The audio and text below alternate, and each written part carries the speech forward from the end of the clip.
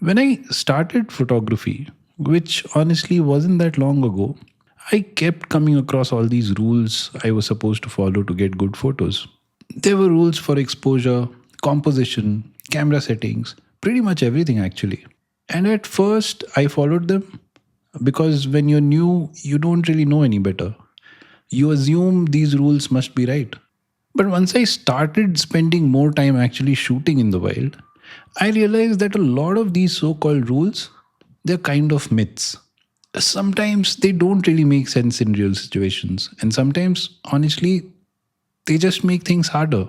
So, today I just want to share from my own lived experience, of course, a few photography rules that I think you really don't need to worry about at all. So, let's dive into myth number one. You need to shoot in manual mode to be a real photographer. I think this is probably the most harmful myth out there. Now that I've spent some time shooting wildlife, I don't think I'll ever shoot wildlife in fully manual mode. And the reason is pretty simple. Wildlife photography has too many things you just can't control. The light keeps changing, the subject keeps moving, and most of the time, movements happen really, really fast. And if I'm shooting fully manual in that situation, I'm not really watching the animal anymore. I'm only adjusting settings. So it actually becomes very important to shoot in a mode that can help me. If my camera, for example, can set the exposure automatically, then I can react faster, focus on the animal, the composition, and end up taking a good photo. Now, having said that, I do think it's important to learn how to shoot in manual. See, it helps you understand your camera better. It helps you understand how the different settings work together, how they affect each other. But what we don't need to do is use manual mode just because we heard that's what the pros use. Also, think about this for a second. We buy these really advanced cameras with amazing features, and then we choose not to use them because somewhere we heard that real photographers shoot in fully manual. That just doesn't make much sense to me. The goal is simple. The goal is to get the photo, right? See, how you get that photo doesn't really matter. I don't think anyone cares about it. So, yeah, don't buy into this one. Use whichever mode that actually works best for you. For me, that's manual with auto ISO. It works just fine. Actually, I've done a full video breaking this mode down.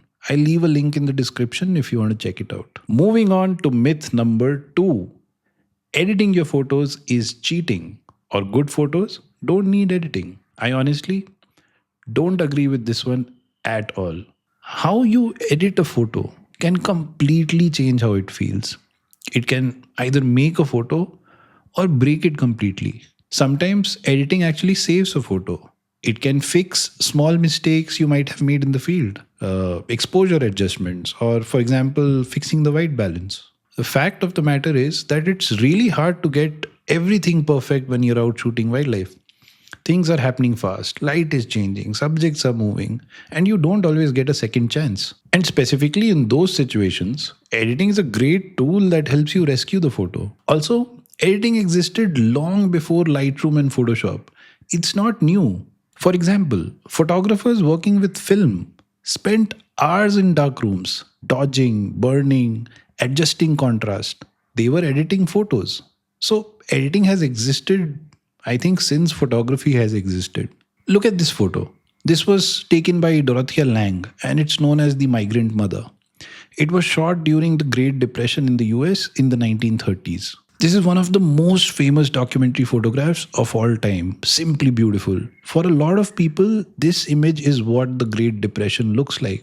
But here's the interesting part.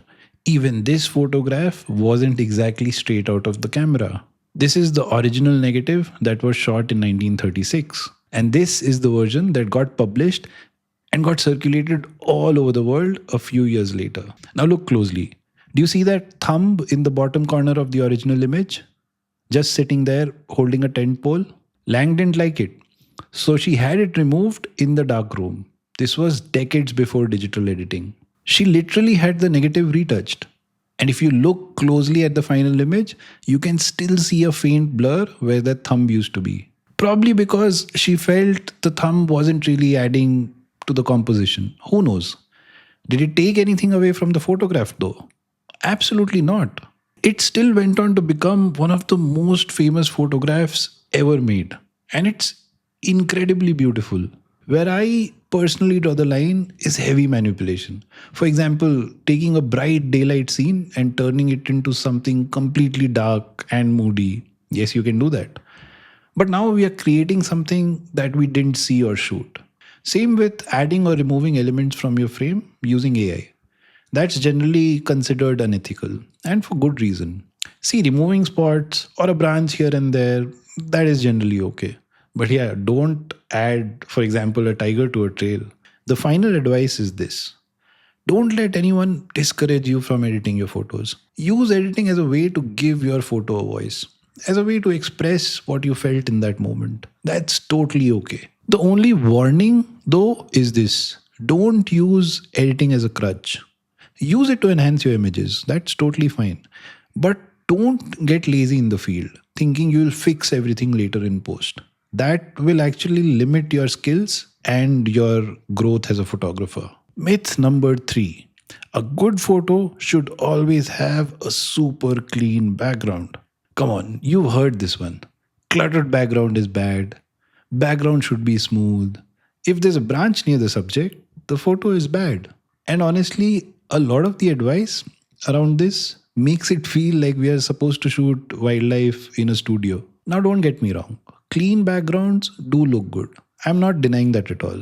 But here's the thing: the jungle itself is messy, and animals, they live in that mess. So, naturally, a lot of the time, your photos are going to have cluttered or chaotic backgrounds. The real problem starts when this turns into a rule. When you start discarding photos just because the background isn't perfect. Again, I'm not saying clean or complementary backgrounds don't matter. They do. You should try to make sure your background supports your subject and doesn't pull attention away. That makes complete sense. But sometimes a messy background can actually add to your frame. See, it shows the chaotic, the unfiltered world the animal lives in. That's a very valid story to tell. Take this photo, for example. There's so many branches everywhere: foliage in front, foliage behind. Technically, a lot of distractions. But I like it because it shows how a leopard actually exists in the wild. Or look at this one. The background here isn't exactly beautiful, right? But that dead tree, it adds so much character to the frame. It shows the harsh world the tiger is navigating. Remove that background, and all you're left with is a tiger standing there. So the next time you're shooting, absolutely try for those clean backgrounds. Avoid distractions where you can. That's a great mindset to have. Just don't completely write off your messy or chaotic frames. Sometimes chaos is actually beautiful. Moving on to myth number 4: high ISO is bad. This is one of those things almost everyone hears very early on in photography. See, I've made 6 videos so far on this channel, and I think I've talked about this in 4 of them. So, yeah, I'm quite passionate about helping ISO recover its lost reputation. ISO 100 is treated like this super important rule. Like, that's where good photography lives. And anything above that is seen as a compromise. Something you settle for, almost like you've done something wrong. See, a lot of the time, the choice isn't between low ISO or high ISO. The choice is between taking the shot or not taking it at all. ISO in those situations, it is just a tool. It lets you keep your shutter speed where it needs to be. It also lets you, for example, choose an aperture that works for the scene. Also, there's something that took me some time to understand. See, a photograph isn't just about how sharp your subject is or how low the noise is. Those things matter, sure, but they're not the whole photograph. What's happening in the frame matters much more. The moment matters more. So the goal should be to create good photos, not photos that are just great technically. Noise by itself doesn't make a photo bad, just like sharpness by itself doesn't make a photo good. So don't be scared of high ISO.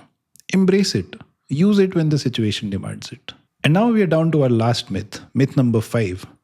Every photo needs to tell a deep, meaningful story. No, it doesn't. Not every photograph needs to say something profound.